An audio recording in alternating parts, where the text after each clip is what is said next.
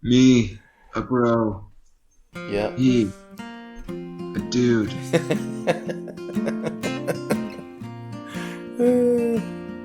That's good stuff. All right. Let's try it. Okay. Welcome to the We Will Journey podcast. We're talking about faith and life as it happens, and not the glossy exterior we wish it was. Ah, What, man? What did I do wrong? I think you said it's because all the things I was thinking about before. But we can edit that. You got that part good. Oh. You got it good. Okay. Okay. All right. Okay, just. Now it's your turn. Good. Yeah. Wait. We're gonna get under the surface.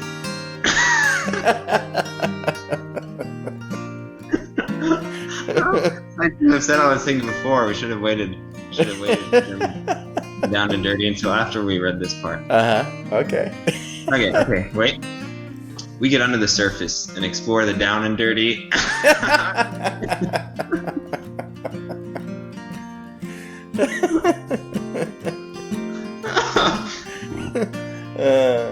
Okay. Maybe we should. It doesn't have to be word for word, right? No. I mean, I gave an interpretation. Okay. All right. We get under the surface and explore the down and dirty of life as it pertains to our beliefs, our relationships, politics, and absolutely everything else. Oh, there we go. That was good. All right.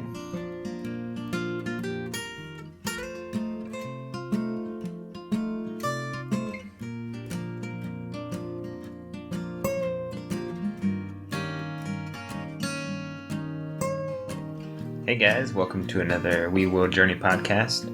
Just want to say thanks for joining us, thanks for supporting us, thanks for listening. Hope you guys enjoy our conversation. Look forward to hearing from you. Have fun.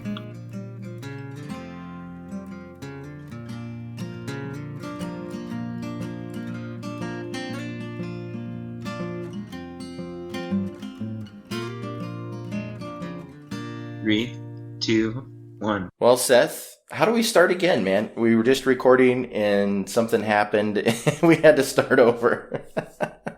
This always happens to us. We're probably not very good podcasters. Is that what the moral of the story is? We're just not good at this. But to be honest, if you were expecting us to be good podcasters, in general, especially after three episodes or whatever officially. This is our third. Maybe your expectations were a bit higher than they should have been. It's like, give it time. Well, we've recorded other stuff though, so Michael Jordan was, when he was like 2 or 3, he probably wasn't that good at basketball. That's true. I bet as a 3-year-old he really stunk. Yeah, and what if someone came up to him and be like, "You suck at basketball," and then he would just went home, and like threw his ball in the trash. Then what? Never pursued it because of that experience at 3 years of age. That would have been bad. So don't get too down. Yeah, that would have been Don't bad. get too down on ourselves. Okay. All right. Well, we can't get down. We'll keep up the work for the next 15 to 20 years. See what happens. Maybe we'll get this thing down pat. I was talking about initially my friend Dave that I was talking to, who... Oh, Dave, yes. Yeah, who was struggling with the fact that we have a hard time staying on task. And I think my wife was trying to get into my office door.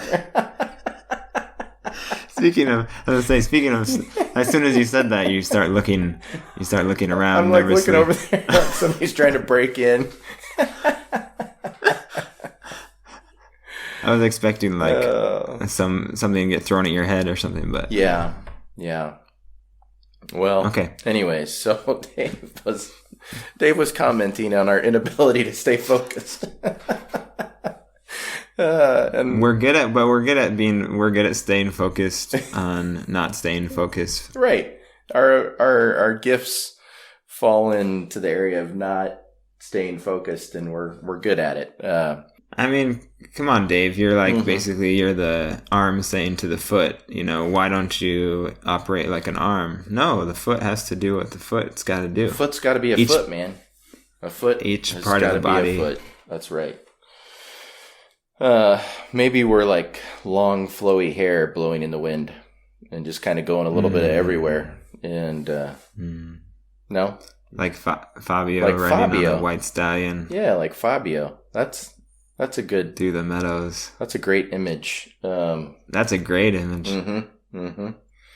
It's not going to help us keep on track, but no, it won't help us with that. I told Dave. But it is good. I told Dave that this just may be the wrong podcast for him if he wants us to stay like really focused. Maybe enough people will give us that feedback. We have we'll give up on this. we have a Twitter account, right?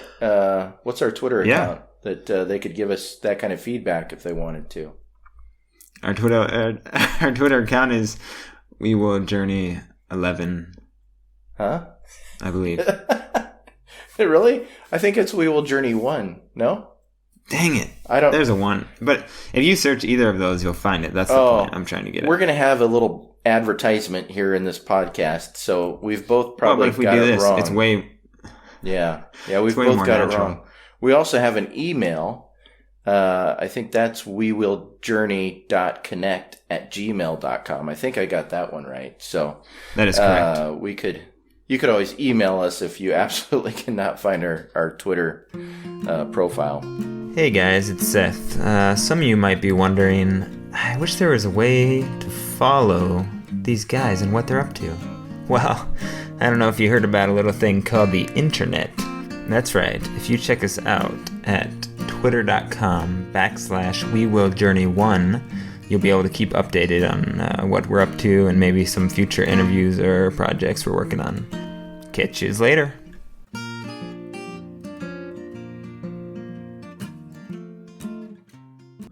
But well, guess what? I just looked it up, and we Will Journey 1. We Will Journey 1. Very good. Out on Twitter. Also at We Will Journey 1. At We Will Journey 1. I'm not a Twitter guy. And we've sent out 3 tweets.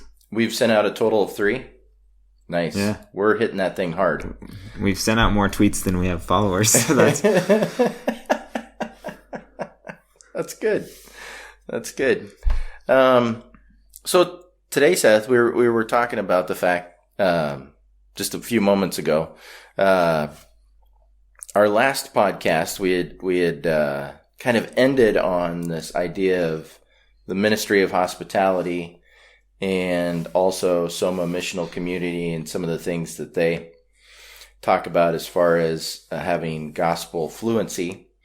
The article that I shared with you today kind of ties into that as well. But one of the things I wanted to hit on today is kind of like a buzzword right now in the evangelical Christian community, and that's the Enneagram. And I mentioned it to you, and you weren't that familiar with it. Well, it's like pregnant women have to do that? No? No, that's different. Is that it's not a sonogram, is it? Is it a sonogram? Sonogram? Monogram? Something with gram, but I looked up about it. Yeah, the Enneagram I looked up has nothing to do with pregnant women. Informed. It has nothing to do with pregnant women. I now know this. It comes across as kind of a personality test of sorts, and it seems to be pretty popular right now because it has apparently kind of a spiritual element to it, and so it kind of is supposed to help you process. I think maybe how you connect to God best, maybe how you connect to others, how you can be a more effective Christian, apparently. I don't know. I've taken a short version of the test. It was like a 30-question version of the test, and it spit out a few numbers that I was supposed to focus on. Mm-hmm.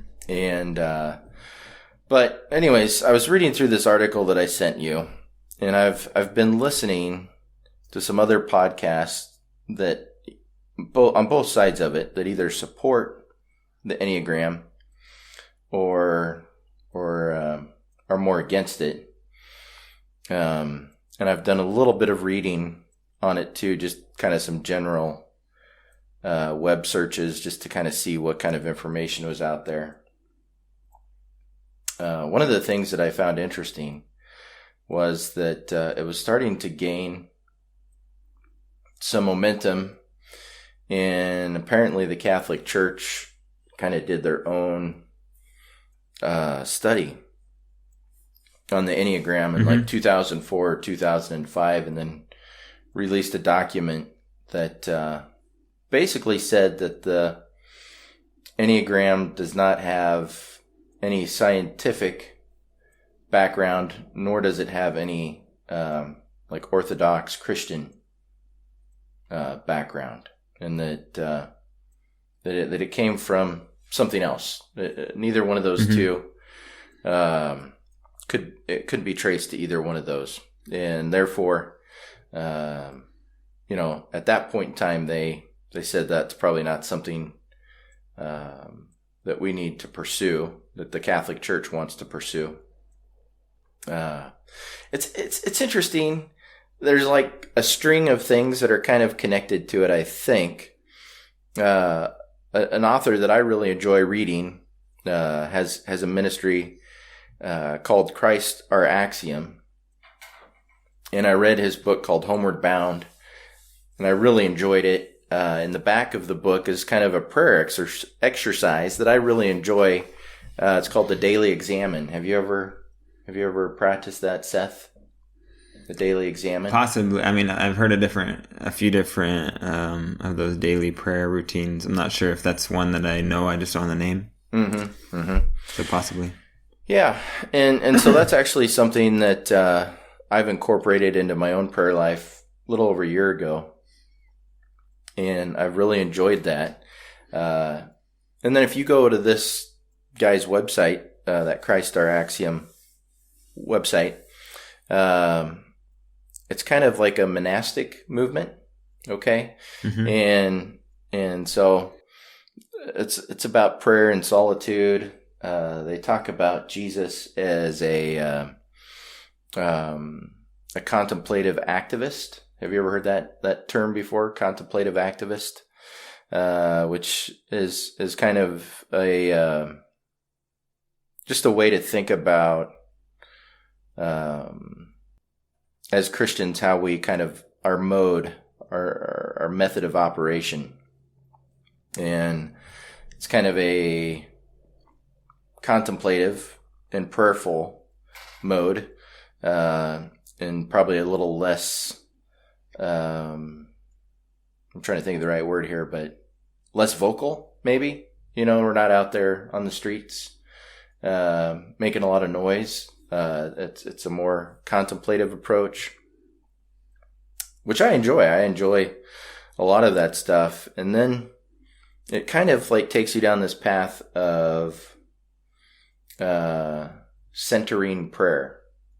Have you ever heard of that? Have you ever heard of centering prayer? That's a practice that a priest, Thomas Keating, actually kind of worked on and developed. And so there's some communities that, primarily more monastic communities, that focus on this idea of centering prayer. But all of these things seem to kind of go together in my mind. So the Enneagram, the Daily Examine, which I enjoy. I like the Daily Examine. And then the centering prayer. It seems like those three things are kind of tied together in the community itself. It's like those practices, they all kind of practice those three things. But so anyways, I've just been kind of introduced to this stuff, Seth, and I've given it quite a little thought. I have family and friends that are on both sides of this. I actually talked to your brother the other day, and he said that they just took his elder board, through the Enneagram, and I don't know to what extent, but I have other friends that view it as like a good tool. And then I have one family member in particular that that does not like it at all. And I have another friend, though. He also really, he finds it concerning that the church is adopting that because he believes that the foundation of it is more spiritual and New Age than it is Christian. Okay. Okay. And so that terminology, I think, gets thrown around a lot in our world. A lot of people say they're spiritual, right? Yes. But being spiritual doesn't mean Christian. Being spiritual can mean a lot of different things. But a lot of people will claim, I'm spiritual that aren't Christian. But a lot of Christians also kind of claim, that they are more spiritual, right? And so I think what is enticing about the Enneagram is that it kind of gives us this way to maybe experience something that's more mystical, right? And I don't know, Seth, have you ever felt this way?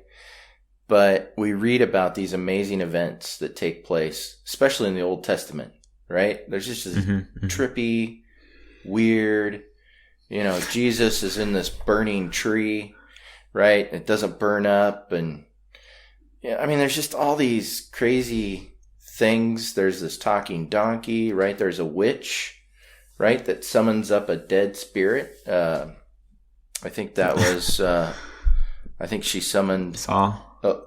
Saul was talking to Benjamin, I think, right? Or Nathan? Elijah. I thought it was Elijah, right? I thought it might be a different time, but Saul definitely had. It was Saul. Someone summon up. Yeah, he had the witch of whatever summoned Endor. Yeah, the witch of Endor. I'd have to look it up. I can't. I thought she summoned like Elijah or something. Maybe I'm wrong. Probably is wrong. Right now. Yeah, we don't have to look it up right now. But you're right. It was Saul, and I'm forgetting who she summoned. But the guy. The thing that I think is so fascinating about that, just real quick, is like, the guy that she summons up is like, "What are you doing?" Like, he was super annoyed. He was not happy that that she like called him up. Hey, hey, there's this guy. There's this guy here. Point being is you read about all these really crazy events, right? In very otherworldly events. And then we go down this path, Seth, that we are both on, of following Christ. And how many burning bushes that don't burn up have you run into? Just in your time following Jesus? Burning bushes. I have not per se ran into a burning bush. That was burning bush. That was like eternally, sorry, like burning, but not actually having an effect on the tree. Yeah. Or the said bush. I've never experienced that. So I think a lot of us, we read about this stuff. We want to experience God and everything that He has to offer us. To just a really great extent, right? And I think sometimes it leads us just down this path of wanting more, maybe than what God is giving us. Does that make sense? That we want something that is more otherworldly, and God has just kind of planted us in this world to experience this world as it is, more so than it is to experience otherworldly stuff. I'm not saying He doesn't do miraculous things, but I think sometimes as Christians we can desire the otherworldly. And I think, I don't know, this is just my take on it. I think that this is the thing that makes something like the Enneagram, for instance, really appealing, is that maybe, by going down this path, we can experience something that is otherworldly. Mm-hmm. Yeah. Go ahead. So I don't want to interrupt you. To me, as we've been talking and stuff, it kind of, in some ways, and it's just where my mind is heading, but in some ways it reminds me of things like yoga, which is maybe somehow in that same category. I mean, you can be different. Yoga would, I mean, some of the practices... Not necessarily... I'm saying in category of like being a taboo thing where some Christians are totally accepting of it and saying like, yeah, it's a good thing to do and use as exercise or use as a good type of meditation. And then other Christians would say like, no, that is a total no-go. And also people in my life, I think I have people on both sides of that. And I've never got into it, but I have people close to me that do it. I have people who would say that is maybe almost, maybe not as far as demonic, but heretical, going down the wrong path. I don't know. Pursuing something that's not, and to me, that's kind of maybe what you're getting at a bit with that, is it can be something that, yeah, the practice of yoga and the practice of the centering prayer, would have a lot of similarities. It talks about emptying your mind and using sacred words. So that seems to have a lot of ties to more New Age thought. But anyways, so I guess the point that I've got to with all this, Seth, is that in that article that I sent your way, I think just kind of helped me put it into perspective the other day. Maybe more so. I kind of knew how I felt about it, but I was trying to put it into a little more perspective. And so let me just kind of read you this one part. Are you still there? Okay. Yes. Okay, good. So the article is by Philip Tang. I don't know if I'm saying his last name right. Teng. And it's the basis of missions in the Gospels. All right. And so in one of his paragraphs, he writes, "Our mission, therefore, is primarily the tasks of reconciliation, of bringing others into new life and into discipleship of the living Word of God, of showing the likeness of Christ, of witnessing to the grace of forgiveness of sin and to the power over sin, which we can possess through faith, of leading people into self-denying and thereby a fruit-bearing life." So as I read just that excerpt the other day, it just kind of struck me as I guess it kind of hit me like, yeah, we get so distracted with some other things that don't do those things, right? We get really distracted sometimes, and a lot of these things are self-serving. And that's something that one of my other friends and we actually talked about, is the fact that the Enneagram and some of these other things are more self-serving than they are serving of the community or maybe people outside the community. And so it kind of ties you into something that is all about you. And it doesn't necessarily help you focus on what our calling is. And so that was like my takeaway from it. Now, some other things that I think are Christian culture that would fit into the same category. They're not New Age or they're not controversial in that way. But our political climate, I think, would be another really good example in the context of just Christian evangelical community right now that has become really prevalent and has taken our eye off the ball. And we've become really focused on some things that they're not life-giving. They're not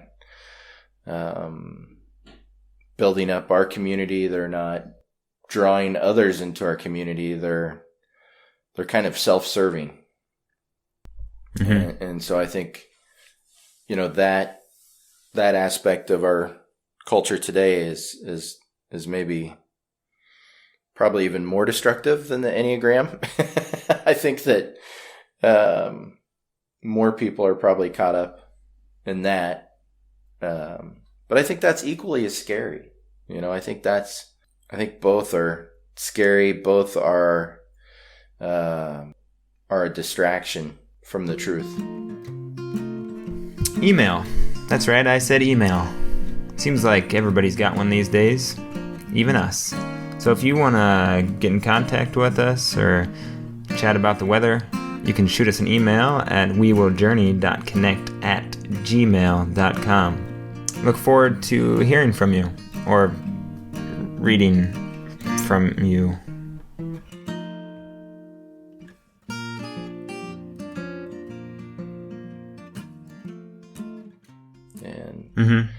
And okay, so my thing would be from reading through that article, skimming through the article you sent me, and then also reading more about the Enneagram. Mm-hmm.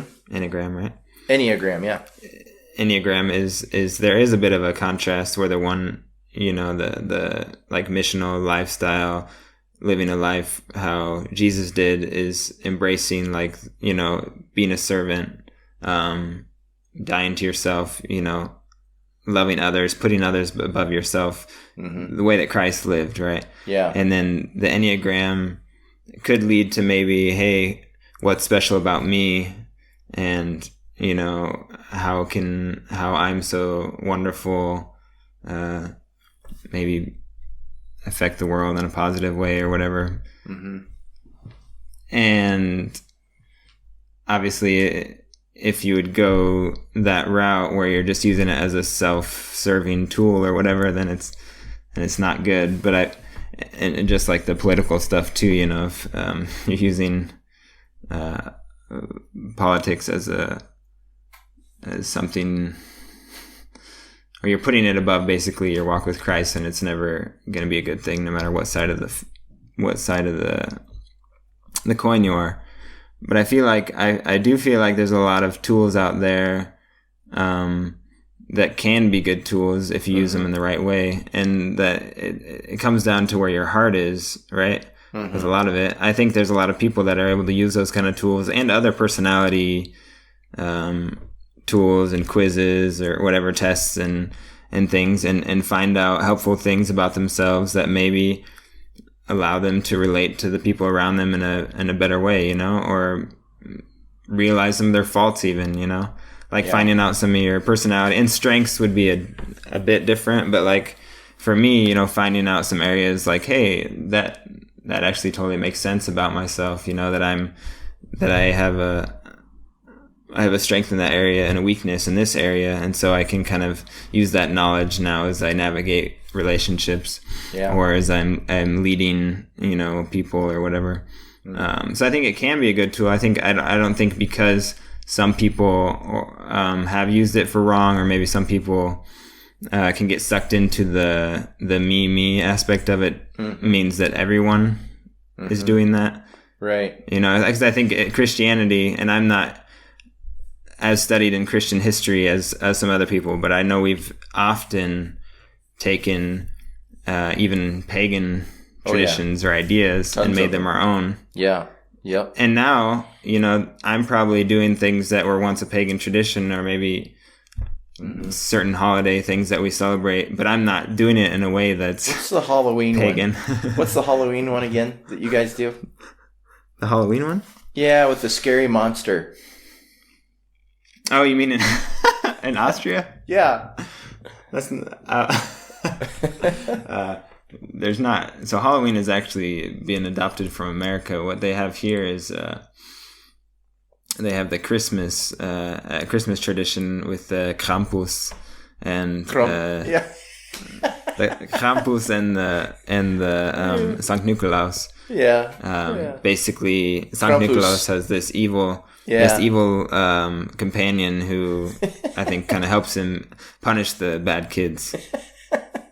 And so then they have. I love that one. It's fun, but that's not something I've adopted with my children. You haven't. In fact, my kids are definitely scared of those because people dress up in these demonic, hairy costumes and bang things together and scare people, and in some villages even whip people and stuff. But there's a lot of really fun traditions as well. So, but yeah. I agree. Yeah, with what you're saying there, and I know that that's the case for a lot of people. I know a lot of people that engage in it aren't going down the path like all the way, right? I know they're not going down the path to the fullest extent. My thought process, though, is, Seth, is so how do you feel about magical fairy dust?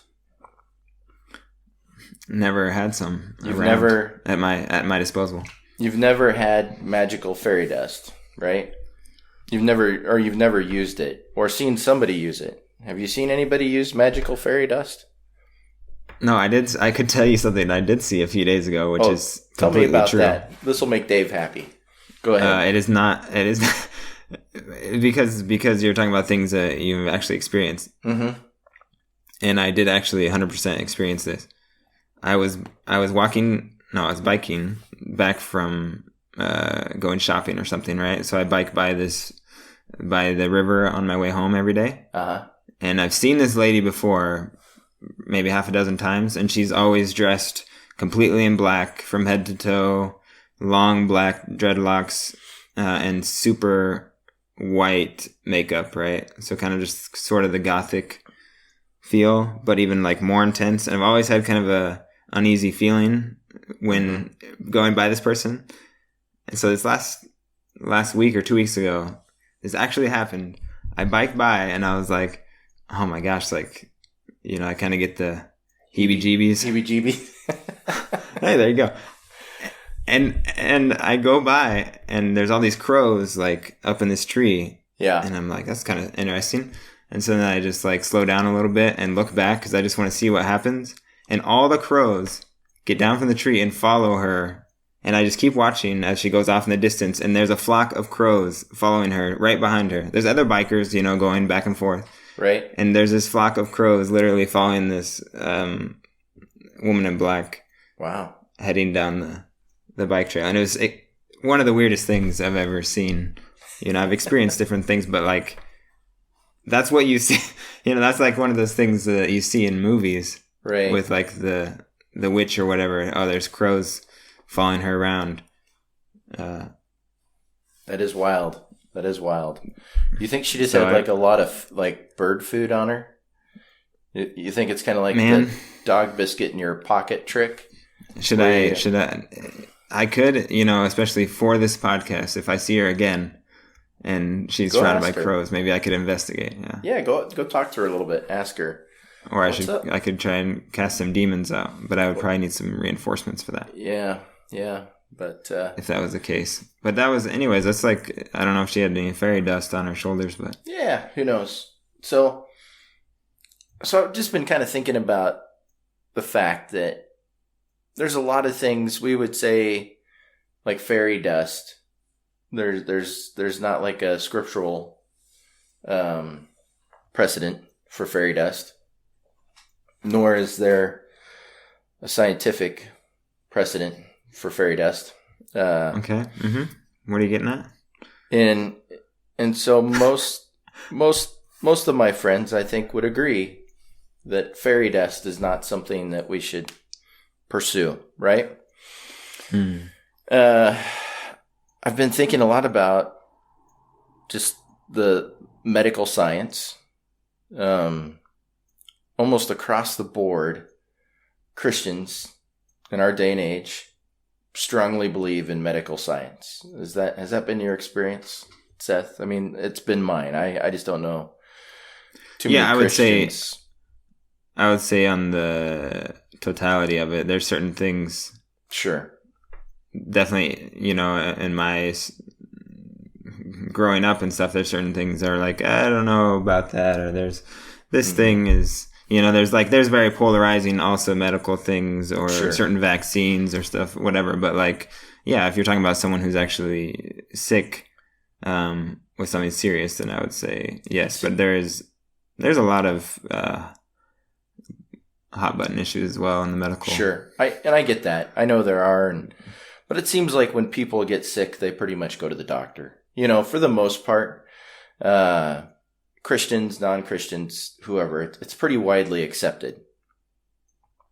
And so then you think about, a hot button in our evangelical Christian world would be creation.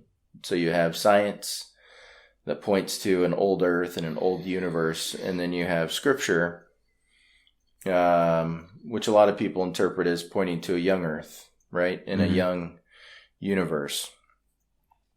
And I'm not a scientific guy, and so I really, you could almost tell me either one, I'd be okay. I really don't care. I know that in my mind, I interpret both as, either way, God still made it in my mind. Right. Whether it's young or old, I just claim a lot of ignorance, when it comes to just being able to have an educated guest. I really, I can look at scripture and the story of creation makes sense to me. Right. And I can listen to really, really smart astrophysicists talk about the age of the universe, and they sound really, really smart, and I don't have the ability, to really question anything that they're saying. I think sometimes when it comes to like archaeology, there's been a lot of, we actually watched a documentary about the Exodus from Egypt, and it all kind of comes down to one archaeologist that dated something in this one spot in history and said, therefore, the Exodus could have never have happened because I'm dating this one thing here. And even though all archaeology doesn't agree with that, so there's obviously variance, right? And not all science is exact. A lot of it is theory. But the point I'm trying to get to here is that a lot of just practical Christians that really try to be reasonable when thinking about science, when thinking about scripture, and just all the practical applications of it, right? So they probably believe in medical science. They are giving merit to different sciences, whether it be the earth, the universe, different things, and they're just trying to absorb some of that stuff and think through it logically. And those people, in my experience, they'll kind of defend science. It's not that they won't defend scripture too, but they'll defend these things. And then this thing like the Enneagram comes down, right? And it has no scientific background and no Christian Orthodox background. And, you start to question it. And those same people are like, hey, don't get all over that, man. Like, that's a good thing, and So that's why I'm talking about fairy dust, is because the Enneagram seems to have more in common with fairy dust than it has in common with science or our faith. And that causes me to be like, I just don't know. I just don't know if that's something that we should be, digesting, I guess. Right. I don't know what the practical purpose of it is. I don't know what the spiritual purpose and implication of it could be. I guess it just causes me to kind of step back and just have some concerns, right? And just like I would if you called me up and like, dude, this lady that I ride bike by her all the time, and these crows follow her around wherever she goes. I stopped and talked to her, and she gave me a pouch of fairy dust. Right? Stay tuned. I would have concerns, right? I would have some. I feel legitimate concerns about your pouch of fairy dust, and I kind of feel the same way about this test, and I understand that, and I took it myself. I took the 30 question version of it just to kind of see what it was like, and it feels like a personality test, and even some of the things, you listen to it, and it's like, well, I know people that would fit into that category or this category, and so all of that is legitimate.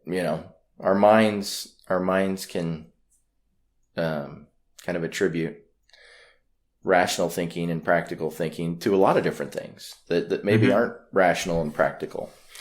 You talked about personality tests, and there's a lot of personality tests that are very helpful that have, the foundation of good science. And so I'm all for that, right? I'm all for that. But I do think as Christians, we do need to be careful that we don't just absorb everything, and that we use some discretion and kind of the things that we open ourselves up to, and make sure that there is like some sort of biblical footing for it, or even a scientific footing. I'm also okay with that. Like if there is good science, God gave us that ability, right? God's given us abilities to observe and to, theorize and make logical conclusions, right? We have that ability. We use that on a daily basis. My child ran out into a street with a lot of traffic.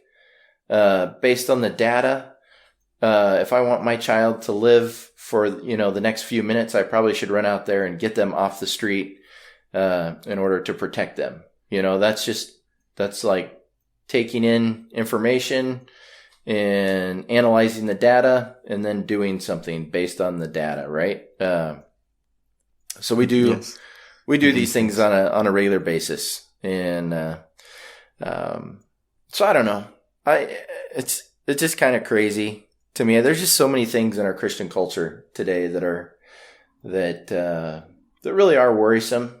And a lot of them actually seem to be focused on the two ends that I mentioned. There's mysticism, and then there's also like this political stuff and social stuff. And I think that's where we're really being attacked as Christians right now, is through those two spheres.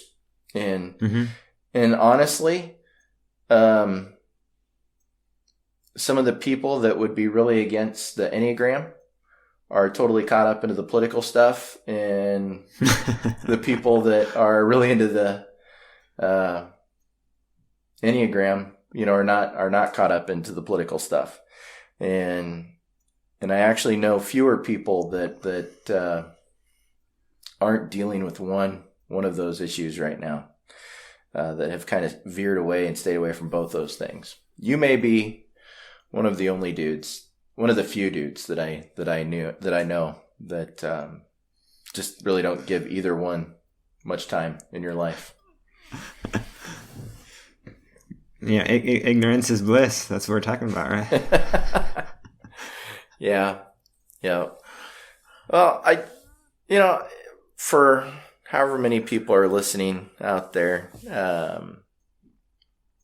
if you're caught up into either one of those things, I would just encourage you to dig into the tenets of the Christian faith and consider who we really are called to be, and take as much of our cultural context out of it as you possibly can, and really try to understand that particular cultural context as you read it, to better understand who Christ was, to better understand who the disciples were, and then come back to our situation and reapply, the knowledge and try to practically apply it to our day and our age and wherever we happen to live, and whatever's going on. And that would kind of get me back to some of that stuff we were talking about at the end of our last discussion about the ministry of hospitality and gospel fluency. And those things, I think, are very practical and very relevant as far as what Scripture teaches us to do and be. And I actually think, Seth, you are a much better example of that than I am, unfortunately, right now, as far as just that, the practical model of what it looks like to live as a Christ follower and be hospitable and take in people and be loving and kind to them and share, your hope in Christ. You do that in just a marvelous way. And so I've done a lot of talking. I'm going to shut up, and I'm just going to let you talk about the ministry of hospitality a little bit, right. And, how that's kind of played out in what you do.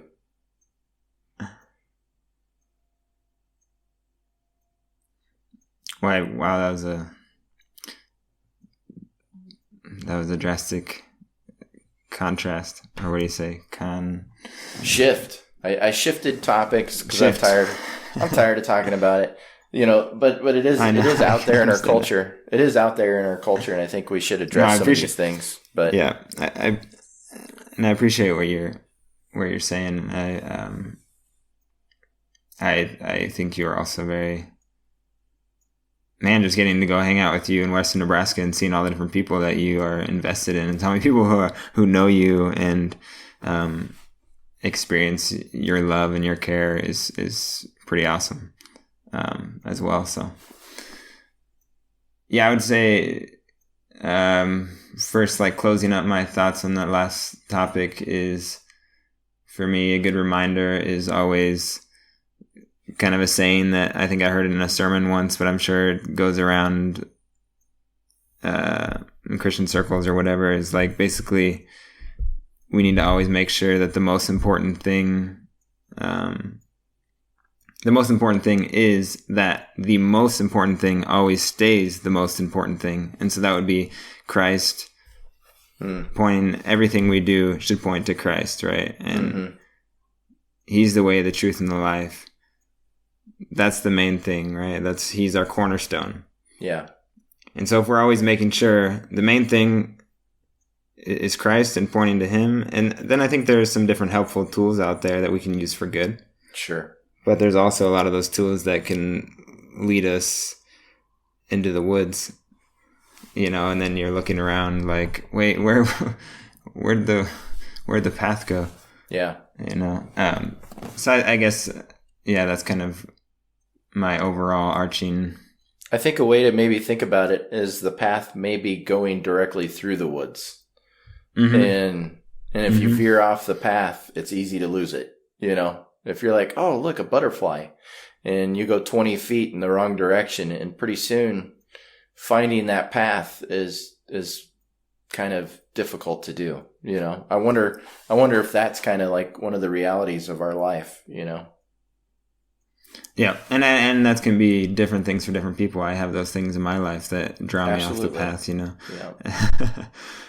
So do I. I do too. But I think, But I think it's super good to be aware of those kind of things, right? And to keep ourselves educated about them, and not to just, because I can easily just dismiss things like, oh, whatever, it's just. We don't have to worry about that, and not take things seriously, because sometimes things are more serious than we give them credit for. And as far as hospitality, yeah, I mean, it goes back to also, right, what Jesus, how he lived, and kind of some of those points in the article that I was skimming through today you sent me. I think the way that Christ treated people, obviously there's a lot of things we need to look to Christ and follow and admire and copy, but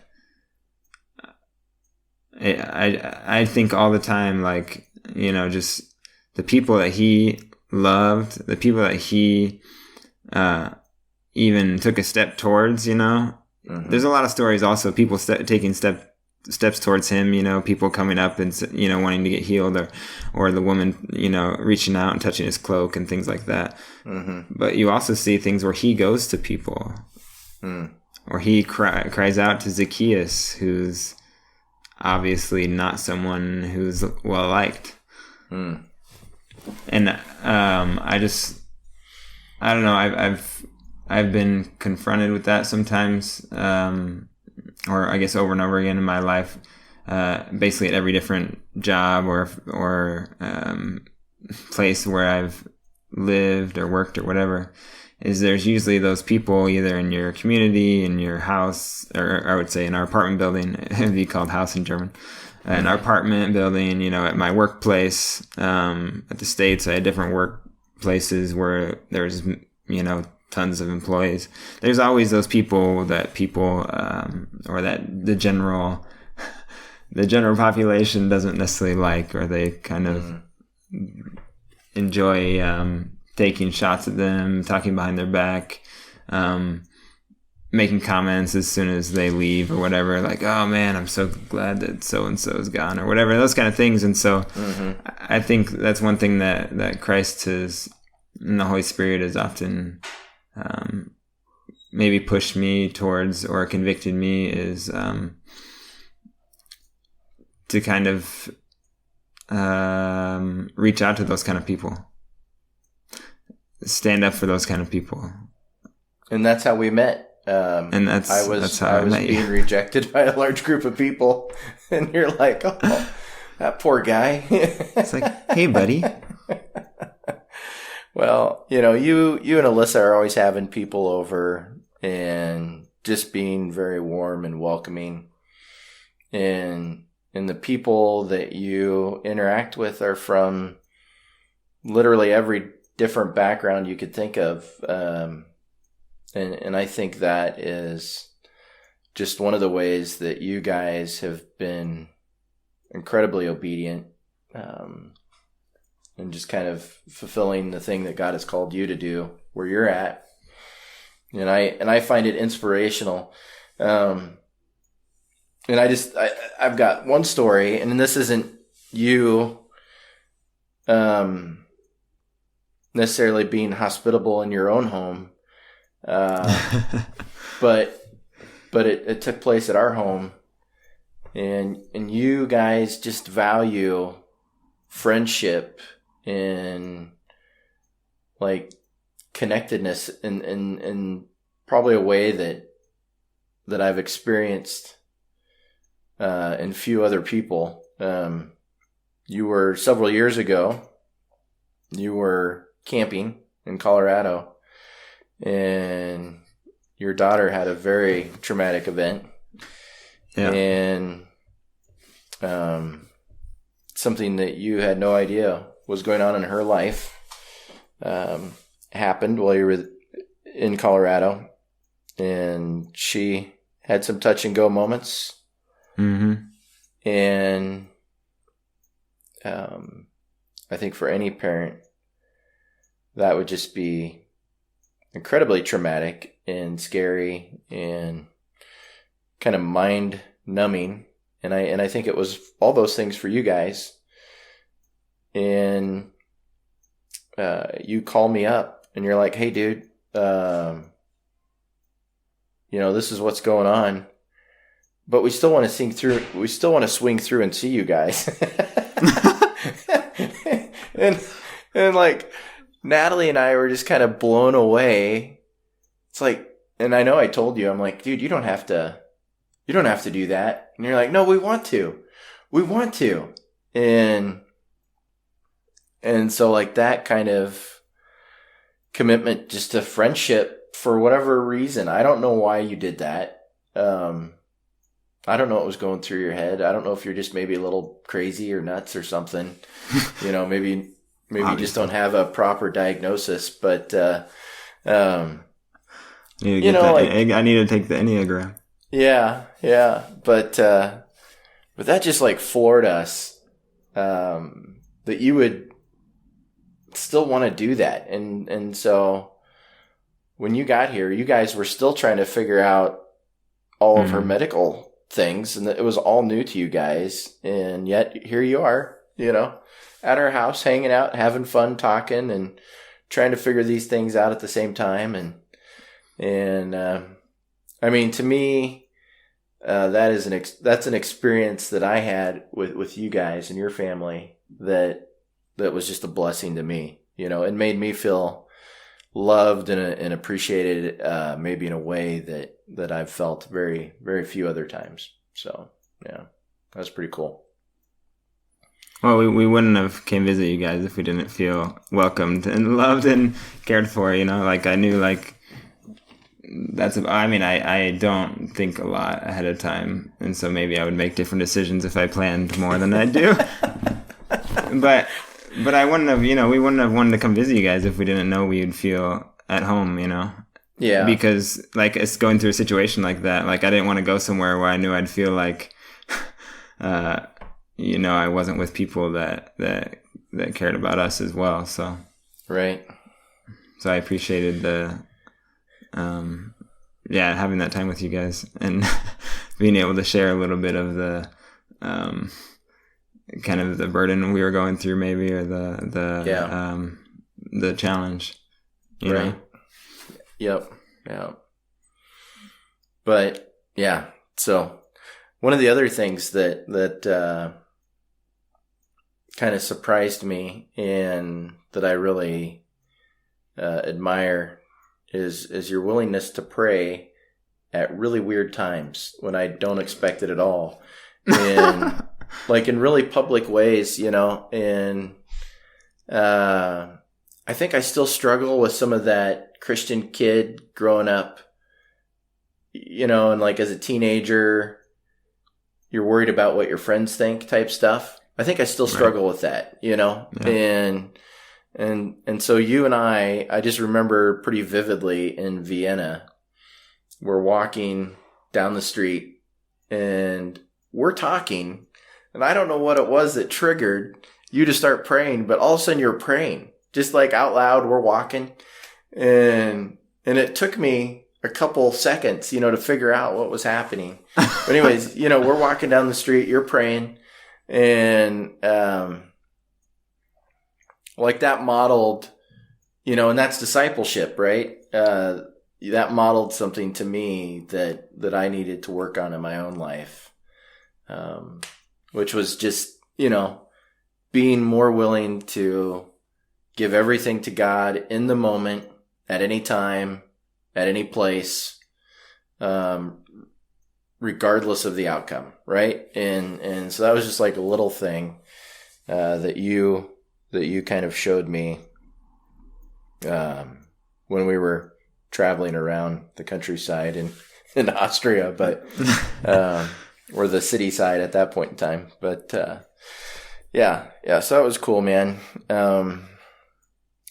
My point in some of those things is that there's a very practical and tangible way to be disciples and to be witnesses for Christ. Mm-hmm. It doesn't have to be mystical. It doesn't have to be supernatural. I'm not saying God won't do that stuff, because I've heard stories and you've heard stories and you've experienced things that have been more supernatural than natural, that there aren't necessarily great explanations for.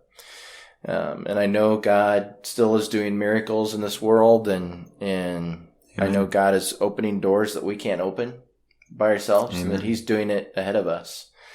And I don't want to take anything away from any of that. But at the same time, I don't want us to try to, just as a group of people, to force things that aren't part of God's plan. I don't want us to get caught up in things that aren't of Him, just to try to make some sort of experience happen that we desire. Right.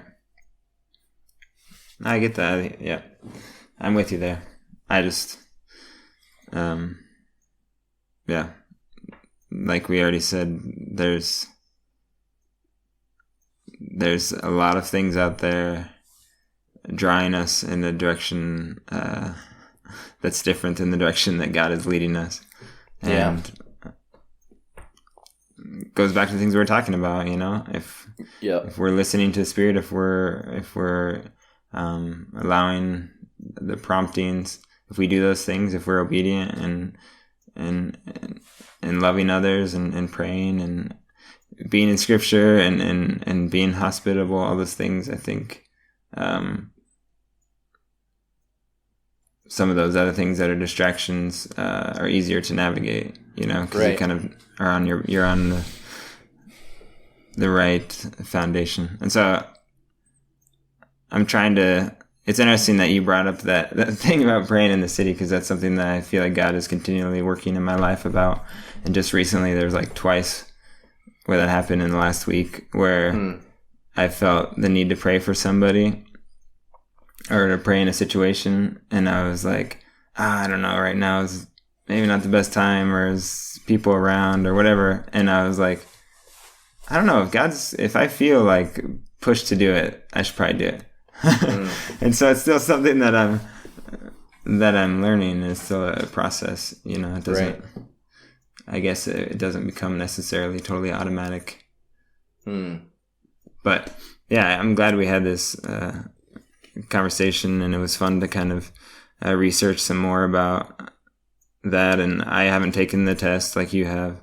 And I don't have as concrete opinion, about some of the specifics of it, but I think we both kind of agree on that.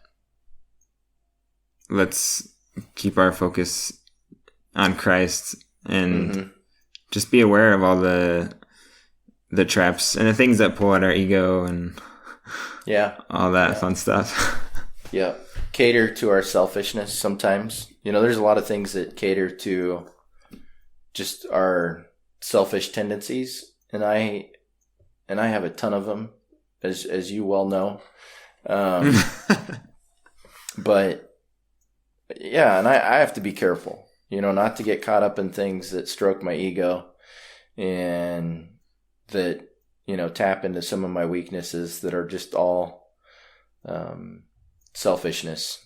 And so anyways, next week, we're going to upload a conversation that we had with your buddy Joshua or Yeshua. And I know we talked about it. You were kind of like, man, I wish I would have said this or that during this conversation, because I don't know how I feel about whatever. And I think we've both come to realize that we are, when it comes to interviewing other people, we're kind of more Jimmy Fallon than whoever it is that challenges, their guests, right? We're very agreeable, and we just kind of go with the flow, and then the conversation may be over, and we're like, I don't know if I totally, I wish I would have asked this. I wish I would have asked that. So, right. So I guess before we upload, that episode, is there anything that you want to talk about real quickly, briefly? Real, don't take too much time, but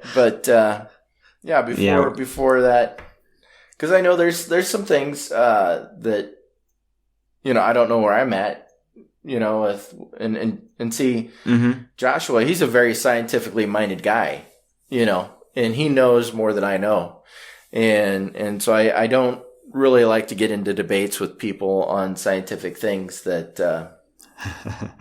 that I have no clue about, and he was just talking about the Big Bang. He's like, oh, everybody knows, that happened. So that happened, and I thought, well, I know there's a lot of people in our lives that we know, back in Nebraska that, feel very differently about that. And, so. Yeah, there's a lot of those things. I'm kind of in the boat with you.